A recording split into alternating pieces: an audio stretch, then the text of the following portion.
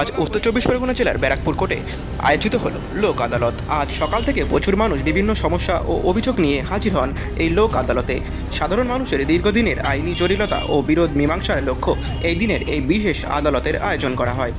অনুষ্ঠানে উপস্থিত ছিলেন ডিস্ট্রিক্ট জাজ, পুলিশ আধিকারিকগণ, অ্যাডভোকেট, পিএলভি। ডিস্ট্রিক্ট জাজ সাংবাদিকের মুখোমুখি হয়ে তিনি জানান, লোক আদালতের মূল উদ্দেশ্য হল দ্রুত সুলভ উপায়ে মানুষের ন্যায় বিচার নিশ্চিত করা। আদালতের দীর্ঘ চরিত্রা কাটিয়ে সাধারণত মানুষকে অল্প সময়ে সমস্যার সমাধান দেওয়াই আমাদের প্রধান লক্ষ্য। এই দিনে লোক আদালতে জমি সংক্রান্ত বিরোধ, পারিবারিক বিবাদ, ঋণ পরিশোধ সহ নানান বিষয়ের সমাধান করা হয়। উপস্থিত সাধারণ মানুষও স্বস্তির নিঃশ্বাস ফেলেন।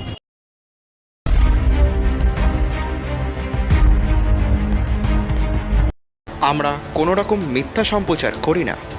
আমরা সত্য প্রকাশ্যে প্রতিজ্ঞাবদ্ধ। সত্য দেখুন, সত্য জানুন, সত্য শুনুন, সত্য বুঝুন। এটা শুধু খবর নয়, খবরের পেছনের খবর। প্রশ্ন যখন গভীরে, উত্তর নিয়ে আসি আমরা। সত্য উদ্ঘাটনে আমাদের নিরন্তর প্রয়াস। আপনার শহর, আপনার কথা, আপনার গ্রাম, আপনার কথা। ব্যারাকপুরে আয়োজিত এই লোক আদালতে প্রমাণ করলো মানুষের দরজায় পৌঁছে দিতে আইনের উদ্যোগ কতটা গুরুত্বপূর্ণ। আমরা শুনে নেব এই বিষয় নিয়ে ডিস্ট্রিক্ট জাজ কি বলছেন। ডিস্ট্রিক্ট জাজ সেকেন্ড কোর্ট, এই মুহূর্তে চেয়ারম্যান এসডিএলএসি ব্যারাকপুর। আজকের কি লোক আদালতের ডেট ছিল স্যার? আজকে ন্যাশনাল লোক আদালত লোক ডেট ছিল। আজকে আমরা মোটামুটি 12,000 মতো কেস আমরা এখানে ম্যাটার্স প্লেস করেছি বিফোর 7 বেঞ্চেস। 7টা বেঞ্চ হয়েছে, তো 7টা বেঞ্চে আমরা প্লেসমেন্ট করেছি। প্রত্যেকটা বেঞ্চই এখনো কাজ চলছে। তো এটা কত সেটেলমেন্ট মোটামুটি ভালোই হচ্ছে, খারাপ না। আমার নিজের বেঞ্চেও বিএসএনএল আছে, ব্যাঙ্কিং ম্যাটার্স আছে, সিএসসি অলরেডি সকালবেলা করে গেছে, ডব্লিউবিএসপিসিএল ছিল। তো বিভিন্ন অর্গানাইজেশন এবং স্টেক হোল্ডারদের আমরা ডেকেছি, and they have also come, they are participating.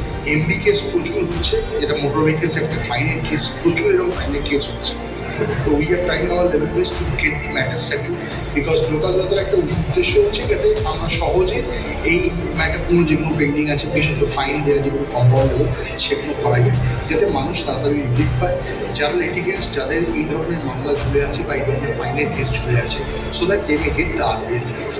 আচ্ছা, এটা কি পারিবারিক মামলাতেও কি এটা বেশ হয়? যেমন ডোমেস্টিক ভায়োলেন্স হলো।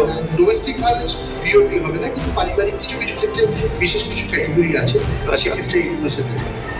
আচ্ছা আচ্ছা, থ্যাংক ইউ স্যার।